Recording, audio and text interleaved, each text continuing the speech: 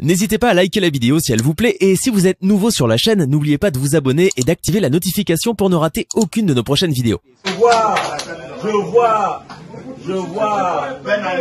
vois des grigous qui sont autour de lui, qui bavardent.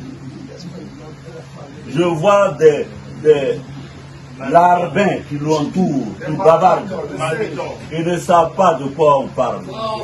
Ils découvrent le pouvoir. Nous, on a fini avec ça. Nous, on a découvert le pouvoir, on avait 28 ans. Je partais dans les palais. Alassane dit que je suis enivré par l'argent et le pouvoir. Il a raison de le dire parce que je lui donnais l'argent. Pourquoi il va faire des parler? Il y a des choses que je ne veux pas dire. Il est en train de bavarder, j'ai donné crédit aux opposants. Pourquoi il va faire des parler? Il y a des choses que je ne veux pas dire. Il est en train de bavarder, j'ai donné crédit aux opposants. Lui, il avait l'argent pour faire l'élection de 2010. Il n'a pas escroqué pour faire l'élection de 2010. Il veut que je lui dise où il allait prendre son argent pour faire l'élection de 2010. Regardez-moi ça. Bon, on va laisser ça. Je vois... Chers amis,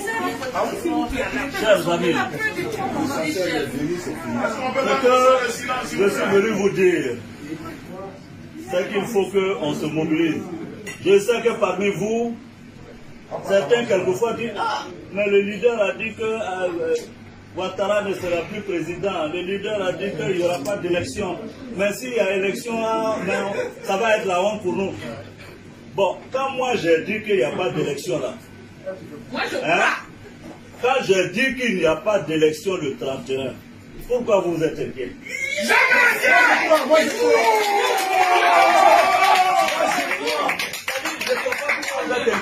C'est moi j'ai dit non? Ou bien c'est pas? J'ai dit ça. Et puis vous êtes inquiets à ma part. J'ai dit, je vous dis à vous, ceux qui n'ont pas encore bien compris, je dis, Ouattara n'est pas le prochain président de la République.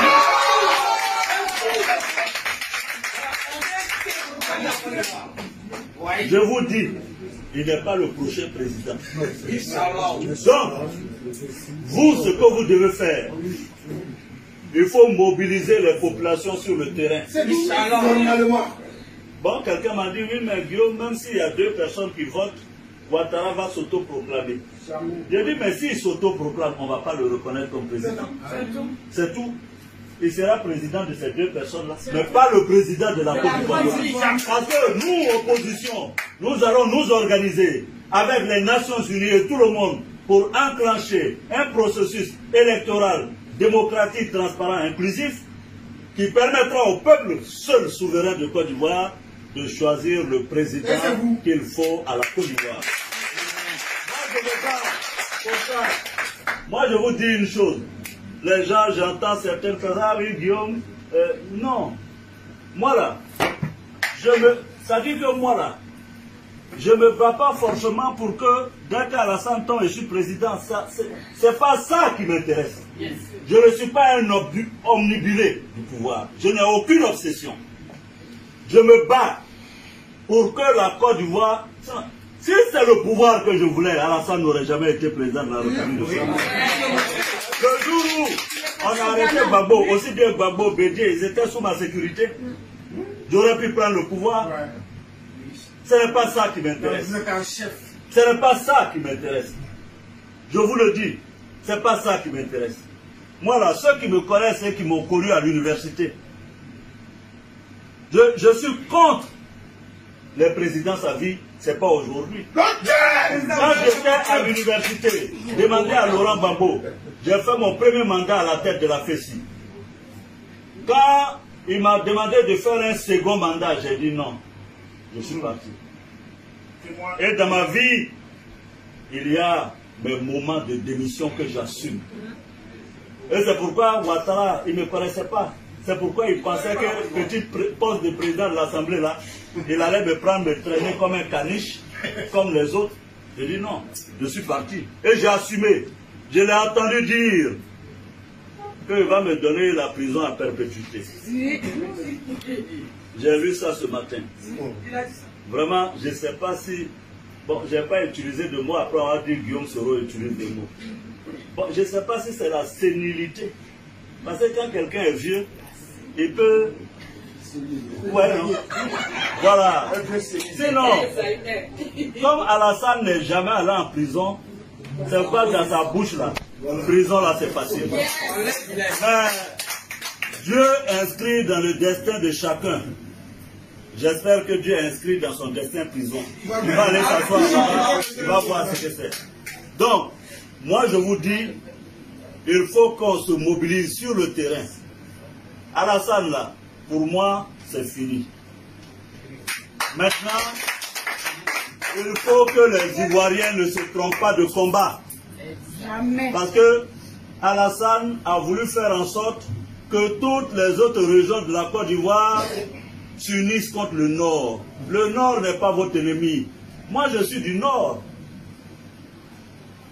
Et on dit, ah oui, les Djoulas, ce n'est pas les Djoulas qui tuent, c'est Alassane et son RIDP. Il faudra que quand Alassane parte là, on fasse la réconciliation entre nous. Qu'il n'y ait pas de nord, de sud, d'est, d'ouest, sans qu'il y ait le peuple de Côte d'Ivoire. Parce que Alassane, il fait ça là, vous savez pourquoi? Pour dire à la France et aux Nations Unies, je suis le seul à même de garantir la stabilité de la Côte d'Ivoire. Si je ne suis pas là, les ethnies vont s'entretuer. C'est ce qu'ils veulent leur faire passer comme message. Donc ne nous trompons pas, ne l'aidons pas dans son combat. Ne l'aidons pas dans son combat. Nous, on doit montrer que le seul problème de la Côte d'Ivoire, c'est Alassane Ouattara. Tant qu'il sera en Côte d'Ivoire, il n'y aura pas de paix, encore moins de stabilité en Côte d'Ivoire. Ça, il faut qu'on le dise, mais il faut que les gens le comprennent. Il faut que l'Occident le comprenne. Il faut que les Nations Unies comprennent. Tant que Alassane est en Côte d'Ivoire, là, il n'y aura pas de paix. Voilà. Et donc, je vois, on dit Guillaume est allé à Dabou, machin, etc. Moi, j'ai besoin d'aller à Dabou. J'ai besoin d'aller à Dabou pour dire aux gens qu'on est en train de vous tuer, défendez-vous. Président, sans vous couper, toutes les populations de Dabou vous transmettent leurs affections. Voilà. Donc, ils veulent distraire les gens. Ne vous laissez pas distraire.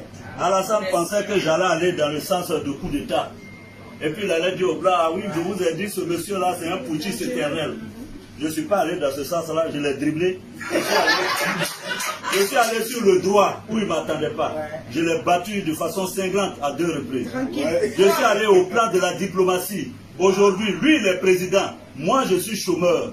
Mais la CEDEAO, là, on a divisé les présidents. J'ai pour moi dedans.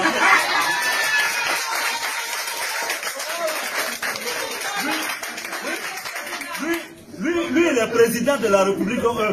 Moi, je suis chômeur à Paris. Mais j'ai mes présidents dedans. Lui, là, c'est président dedans. Et puis, on se lutte dedans. La CEDEAO, là. Au niveau... Mais c'est la vérité. Hein? Au niveau diplomatique, je lui ai arraché les États-Unis. Il ne peut rien dire aux États-Unis.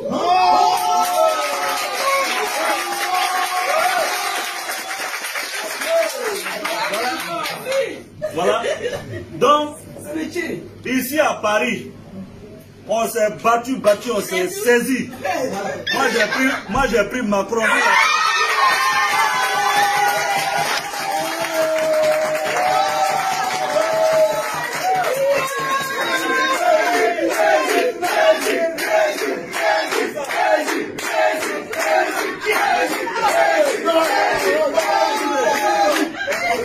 À Paris, là.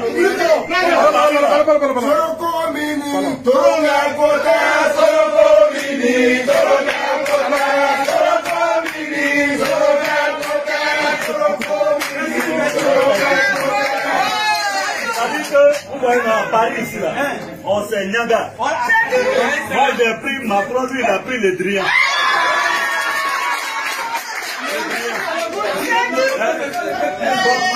Le Driel là, moi j'ai pris ma clé, il a pris le Driel. Et il n'a même pas honte, hein, c'est président. Donc ça là, ça c'est au plan diplomatique. Mais au plan politique, or au plan politique, parce qu'il croyait, il racontait à tout le monde, elle a été pérénifiée, j'ai tous les partis, j'ai Afingessa, j'ai tel ici. Je l'ai battu là. J'ai pris. C'est-à-dire, Bédier. Lui et moi, on se parle tous les jours. Bravo, on se parle tous les jours. Afi, on se parle tous les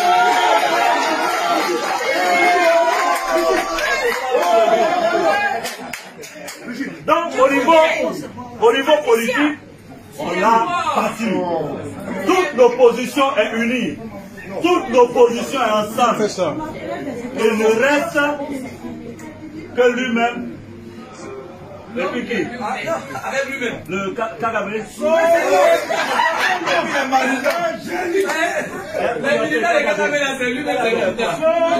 Pardon. Donc, chers amis. Donc, chers amis. Je vous demande,